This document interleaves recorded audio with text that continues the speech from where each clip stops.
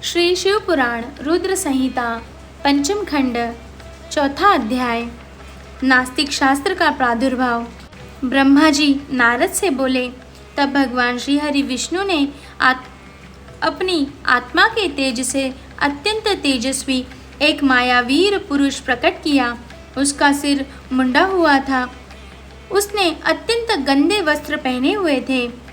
उसने एक हाथ में लकड़ी का एक कटोरा तथा दूसरे हाथ में झाड़ू थी।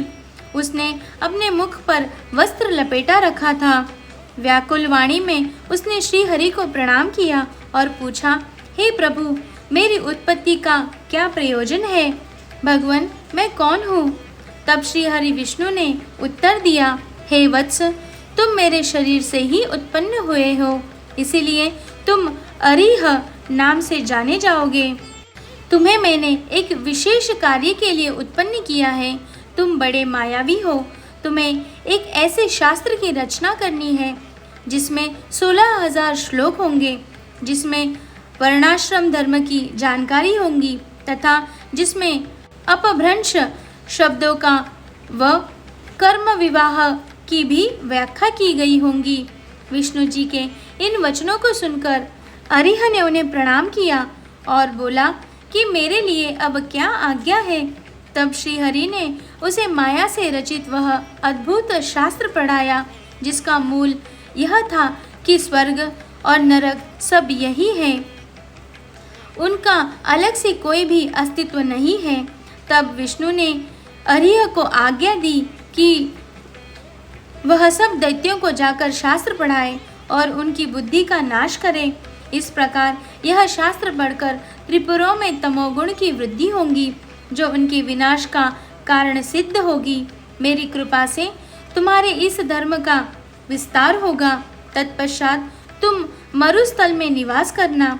तुम्हारा कार्य कलयुग आने पर ही पुनः आरंभ होगा। ऐसा कहकर श्री हरि विष्णु अंतर्धान हो गए। तब अरिह ने भगवान विष्णु की आज्ञा के अनुसार अपने अनेक शिष्य बनाए और उन्हें उसी मायामय शास्त्र की शिक्षा दी। विशेष रूप से उनके 4 शिष्य बने, जिन्होंने उन्हें ऋषि, पत्ति, कार्य और उपाध्याय नाम प्रदान किया। वे चारों शिष्य अपने गुरु के समान ही आचरण करने वाले थे। उनका एक ही धर्म था, पाखंड। वे नाक पर कपड़ा लपेटे गंदे वस्त्र धारण करके इधर उधर घूमते रहते थे। एक दिन अरिह अपने 4 शिष्यों को अपने साथ लेकर त्रिपुर नगर में चल दिया।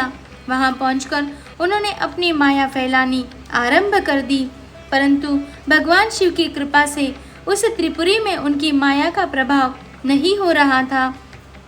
तब उन्होंने व्याकुल होकर भगवान विष्णु का स्मरण किया। भगवान विष्णु ने अलौकिक गति से सभी बातें जान ली। भगवान शिव का ध्यान करते हुए विष्णु जी ने, हे नारद, तब तुम्हारा स्मरण किया। अपने स्वामी के स्मरण करते ही तुम तात्काल उनकी सेवा में उपस्थित हो गए। उन्हें प्रणाम करके तुमने याद करने का कारण पूछा।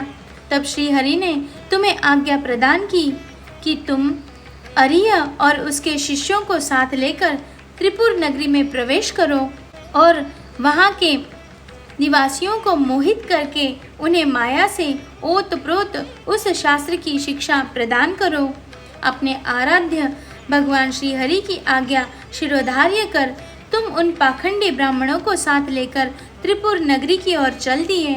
वहां जाकर तुम तारकाक्ष, कमलाक्ष और विद्युन्माली नामक त्रिपुर स्वामियों से मिले तथा उनसे उस मायामय शास्त्र की प्रशंसा करने लगे।